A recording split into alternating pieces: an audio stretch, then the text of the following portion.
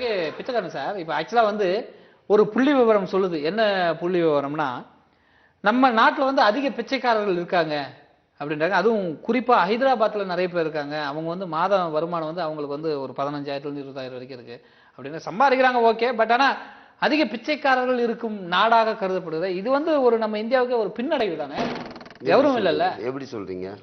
பின்ன பாருங்களேன், பிச்சைக்காரர் இருக்க நாடுப்பா, பிச்சைக்காரர் சொல்லும் போதே ஒரு ஒரு இரிட்டேட்டிங். இன்னைக்கு இந்தியாவுடைய ஒரு வலிமையான நாடு, இந்தியா வந்து ஒரு வல்லரசு நாடு அப்படின்னு சொல்றதுக்கு காரணமே நாங்க தான், தெரியுமா?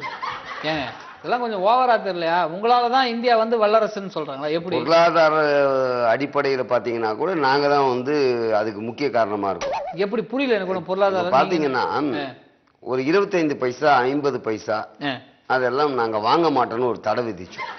உங்களுக்குள்ள நீங்க போட்டு எங்க சங்கத்துல சொல்லிட்டு அது மாதிரி வாங்காதீங்க, உயிரே போனாலும் வாங்காதீங்கன்னு சொல்லியிருந்தோம். அது நாங்கெல்லாம் வந்து கட்டுக்கோப்போட சொல்றதை கேட்போம் எங்க சங்கத்துல. உங்க மாதிரிலாம் கிடையாது, இங்க ஒண்ணு சொல்லிட்டாங்க எதிர்கட்சி அப்படி இப்படிலாம் கிடையாது எங்களுக்கு. அப்போ நாங்க வாங்காம நிறுத்தின உடனே இந்தியாவே ஸ்தம்பிச்சு போச்சு. அப்ப 4,000 வாங்க மாட்டாங்க, இவங்களே வாங்காதப்ப இதை எப்படி யூஸ் பண்றது? உடனே அது ஒழிச்சுட்டாங்க. இப்போ நீங்க 450 பைசா வாங்கலன்னு தான் கவர்மெண்டே தடை பண்ணிச்சு. அப்புறம் ₹1 ₹2 அதே மாதிரி சொன்னோம். ஆமா, அந்த ₹1 ₹2 நோட்டு இருந்தது முன்னாடி, அதையும் தடை பண்ணி முடிச்சாச்சு. இப்போ ₹5 ₹10 வாங்க வேணாம் அப்படின்னு ஒரு தீர்மானத்துக்காக நாங்க போட்டுட்டு இருக்கோம். அநேகமா இது இந்த வருஷத்துக்குள்ள அது தீர்மானம் நிறைவேற்றப்படும். நீங்க சொல்றத பார்த்தா இந்த பொருளாதார முன்னேற்றமே உங்களாலதான்றீங்க. பொருளாதாரம் மட்டும் இல்லைங்க, நீங்க வந்து ஷேர்ல எதனா போட்டிருக்கீங்களா? இந்தியாவுடைய ஷேர் இன்றைய நேத்து நைட்டு 9:30 மணிக்கு ஒரு மார்க்கெட் முடிஞ்சது. அது சென்செட் வந்து 15,000 புள்ளி உயர்ந்து இருக்கு. என்ன செட்டு? சென்செட் தெரியாதா? சென்செட் தெரியும் எனக்கு. சென்செட் சேவிங் செட் தெரியும் எனக்கு. இது சென்செட்னா எப்படின்னு தெரியும். நிப்டி வந்து 6,000 குறைஞ்சிருக்கு. நிப்டி நேத்து நான் வந்து ஒரு பெரிய கம்பெனி ஷேரை வாபஸ் வாங்கிட்டேன். வேணாம் நான் வந்து கொடுத்துறேன்னு. நேத்தே மார்க்கெட் சரிஞ்சு போச்சு. என்னங்க இது? நிப்டி சென்செட்ல தெரியாதா? இல்ல நிப்டி தெரியாது. நம்ம வீட்டுல இருக்கு காப்படி அரைப்படி இருக்கு, அது தெரியும். அது நிப்டினா எப்படின்னு தெரியல. சரி, உங்க பேர்ல ஷேர் எதுனா இருக்கா? இல்ல எங்க வீட்டுல 4-5 ஷேர் இருக்கு, அவ்வளவுதான். என் பேர்ல எதுவும் ஷேர் இல்லங்க. ஷேர் மார்க்கெட்னா என்னன்னு தெரியாதா? ஷேர் மார்க்கெட் பேசுறதுக்கு நம்ம ஊர்ல இருக்கிற மூர் மார்க்கெட் தெரியும், ஷேர் மார்க்கெட் தெரியலீங்களா? अर्जेंट कॉल सर, मुंबई में शेयर मार्केट विषय में कॉल. शेयर हेलो, हाँ संजय साहब, अच्छा बोलो साहब. 50 करोड़ है, बहुत अच्छा. ए अभी नहीं है भाई, इधर का कुछ भी नहीं है. अच्छा, अरे समझे भाई, चुप करो भाई, हमको दिया ना. कल सुबह 8 बजे में तुम आओ, मैं दिया.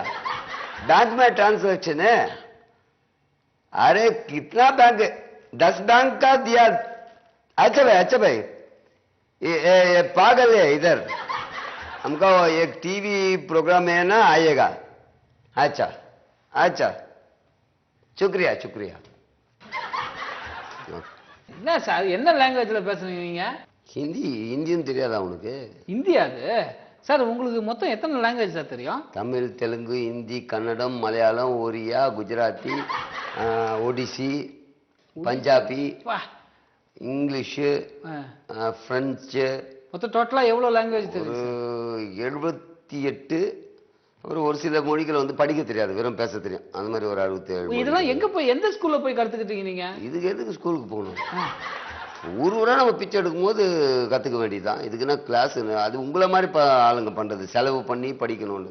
ஏன்னா இல்ல தொழில் கல்வி மாதிரி நாங்க தொழிலும் செஞ்சுட்டு அப்படியே படிப்போம். இது இல்ல நாங்க நடிக்க வரும்போதே நடிக்கிறதுக்கு படிச்சுட்டு வருவோம், காம்பேரிங் பண்ண வரும்போது காம்பேரிங் படிச்சுட்டு வருவோம். அப்பதான் ஏத்துக்கிறாங்க. அது மாதிரி நீங்க இப்ப கத்துக்கிட்டது அப்படியே அனுபவத்துல கத்துக்கிட்டீங்க. ஆமா.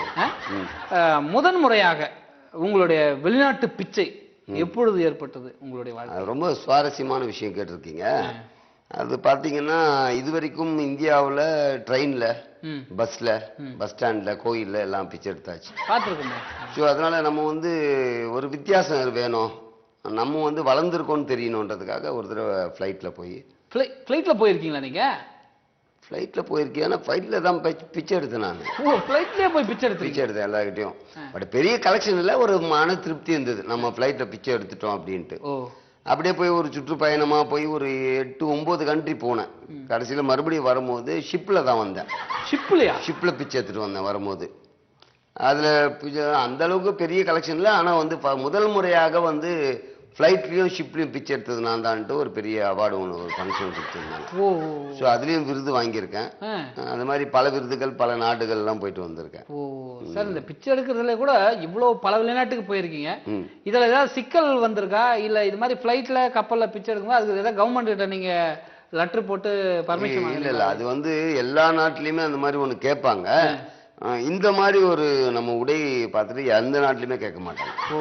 பாஸ்போர்ட் தேவையில்ல, விசா தேவையில்ல, ஒண்ணுமே தேவையில்ல, எதுவுமே தேவையில்ல. இது இருந்தா போதும். சரி சார், இப்படி இருந்தா இப்போ இந்த மாதிரி பிச்சை எடுக்கிறதுனால பணத்தை தவிர உங்களுக்கு வேற என்ன பெனிஃபிட் நினைக்கிறீங்க?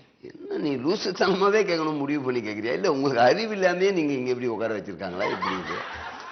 இல்ல என்ன பெனிஃபிட்னு கேக்குறீங்க? உங்களுக்கு தெரியாது? உங்களுக்கு சுகர் இருக்கா? சுகர் இப்பதான் லைட்டா வருதுன்னு சொன்னாங்க. எனக்கு கிடையாது. ஏன் தெரியுமா? ஏன்? ஒரு நாளைக்கு 12 கிலோமீட்டர் நடந்து போய் பிச்சை எடுக்கிறேன். நடக்கிறவனுக்கு சுகர் வராது தெரியுமா? நல்லா பேசணும். நீங்க வந்து பேசுற தொழில் செய்றீங்க. ஆமா ஆமா. ஆனா உங்களுக்கு வந்து அந்த அளவுக்கு வரல, அந்த ஃப்ளோ சரியா வரமாட்டேங்குது. அதுக்கு என்னன்னா நீங்க என்ன மாதிரி மா தாயே சோறு போடுங்கம்மா ஐயா அப்படி ராகம் வருதா? டோன் நல்லா இருக்கும். மா தாயே அவ்வளவு சைலண்டா கத்தக்கூடாது. நம்ம கேட்டு 7 வீட்டுக்கு எழுச்சி உக்காந்துக்கணும். மா தாயே சொல்லு. மா தாயே. கட் பண்ணு கட் பண்ணு. அந்த இடத்துல அவ்வளவு எக்ஸ்ட்ரா போகுது. மா அது மாடு கட்டுற மாதிரி இருக்கு. மா தாயே லாஸ்ட்ல கட்டு. மா தாயே. புரிய மாட்டேங்குது உங்களுக்கு சரியா? என்ன சார்? இந்த அடி வயிற்றுல இருந்து மா தாயே சோறு போடுமா. நல்லா இருக்கு சார். இப்ப கத்துறேன் பாருங்க சார். இப்ப கத்துறேன். இங்கதான் சார். அங்க இருந்து அடி வயிற்றுல இருந்து வரணும். மா தாயே சோறு போடுங்கம்மா, சாப்பிட்டு 10 நாள் ஆச்சுமா, என் குடும்பம்லாம் ரொம்ப கஷ்டத்துல இருக்குமா. என்ன என்ன பிச்சை எடுக்க வச்சிட்ட? நானா பிச்சை எடுக்க வரேன்னு சொன்னேன்? நான் நல்ல நிகழ்ச்சி எல்லாம் பண்ணிட்டு இருக்கேன். நீ வேற அது என்ன பெனிஃபிட் கேட்டல? இது வருது இந்த சவுண்ட். ஓ இப்ப இந்த நடக்கிறதால சுகர் கிடையாது. ஓ தலை குளிக்கலாம் ஷாம்பு செலவு கிடையாது. குளிக்கிறதே இல்லையா? நீ குளிக்கிறதால சோப்பு செலவு கிடையாது. ஓ சோறுக்காக பெரிய செலவு கிடையாது. 4 வீட்டுல வாங்கிக்க போறோம். ஓ அப்புறம் என்ன பெனிஃபிட் வேணும் இதுக்கு மேல? ஒரு மனுஷனுக்கு என்ன வேணும்? இருக்க இடம். ஆமா தேவை கிடையாது. தேவை கிடையாது. எங்க வேணா இருந்துடலாம். சோறு செய்ய தேவையில்ல. 4 வீட்டுல வாங்கி சாப்பிட போறேன். சாப்பிடு. ஆனா நீ செய்ய வேண்டியது கொடுத்த உடை உந்து தேவையில்ல. எதனா கிழிஞ்சு எடுத்து போடு. எவன் கொடுக்குறானா வாங்கி. லூசா நீ நீ இதெல்லாம் வாங்கி நீ எத்தனை ட்ரெஸ் வாங்குற சொல்ல? லூசா இருந்தா கூட நீ போட்டலாம் போல இருக்கு. அவ்வளவுதான். நான் ட்ரெஸ் வருஷத்துக்கு 3 வாங்குவேன். அதான் நீ செலவு இதெல்லாம் பண்ற. அதெல்லாம் கண்ட்ரோல் பண்ணி பாரு. ஓ சரி, வந்ததுல இருந்து பாக்குறேன் அந்த கக்கத்துல ஏதோ மூட்டை வச்சிருக்கேன். எடுத்து அப்படி ஓரமாவே இல்ல வெளியே தூக்கி போட. அப்புறம் எதனா கேட்டு சேனல்ல ப்ரோக்ராம் போயிருக்கேன்னு பாத்துருக்கேன். இப்ப மட்டும் நான் டீசெண்டா பேசிட்டு இருக்கேன். வீட்டுக்கு போகும்போது சரி போறமேனு பிளாட்டினா வாங்கி போயின்னு இருக்கேன். இது பிளாட்டினாவா? யோ நாங்கெல்லாம் வீட்டுக்கு போகும்போது பதார்த்தம் வாங்குறதுக்கே யோசிப்போம். நீ பிளாட்டினான்றா? அது எவ்வளவு ரேட்டு தெரியுமா? சும்மா தெரியுமா? நீ என்னையே கேக்குற? தெரிஞ்சுதானடா வாங்கிட்டு வரோம். இன்னைக்கு எடுத்த காத்து எக்ஸ்ட்ரா. ஓ இந்த கோயில்ல ஏதோ திருவிழாவாம் போய் உக்காந்து ஜாஸ்தி கலெக்ஷன். சரி அது எதுவும் போய் வீட்டுல வைக்க இடம் கிடையாது. சரி பிளாட்டினாவை வாங்கி போய் போடுவோன்றதுக்காக வாங்கி வந்து இருக்கேன். சரி நீங்க இந்த ஐடி எல்லாம் ஃபைல் பண்றீங்களா? எல்லாம் மினிஸ்டர் லெவல்ல போயிட்டு இருக்கு. அப்படியா? ஆமா. ஓ அப்ப இதெல்லாம் பண்றது இல்ல. இது பண்ண தேவையில்ல. நான் எந்த வருமானத்தை காமிப்பேன்? கோபி 5 ரூபாய் போட்டார், சுந்தர் 8 ரூபாய் போட்டார் எழுதியா கொடுக்க முடியும்? இல்ல அதுக்கு பில்லு தான் கொடுக்க முடியுமா? லூசுத்தனமாவே கேட்டுக்க. நீ ஒரு வாரம் என் கூட வா. நான் எங்க வந்து சம்பாதிக்கிறேன், எப்படி சம்பாதிக்கிறேன், எப்படி உயர்ந்தேன் அப்படின்னு தெரியும். அது பொறுமை இதுல வந்து எவ்வளவு இருக்கு தெரியுமா? எவ்வளவு பொறுமையா வந்து ஒரு விஷயத்தை சாதிக்கணும்னா பொறுமை தேவை. அது என்கிட்ட இருக்கு. என்ன பொறுமை? போய் கேட்போம். ஐயா அப்படின்னு உன்ன ஏ பாப்பா அப்படின்வான் சொல்லுவானே. ஆனா கொஞ்சம் கூட நம்ம தாங்க கூடாது. ஏதாவது போடுங்கயா சொல்லு. ஏதாவது போடுங்கயா. அது மாதிரி ஏதாவது போடுங்கயா. அவன் அப்போ வச்சு அப்படின்னா கூட போக கூடாது. அவன் கிட்ட காசு வாங்குற வரைக்கும் கூடாது. யா யா யா யா சொல்லு. ஐயா ஐயா யோ இரு இரு இரு யாருக்கு சகிப்புத்தன்மை பொறுமைத்தன்மை இல்லைன்ற எங்களுக்கும் பொறுமைத்தன்மை இருக்கு தெரியுமில்ல.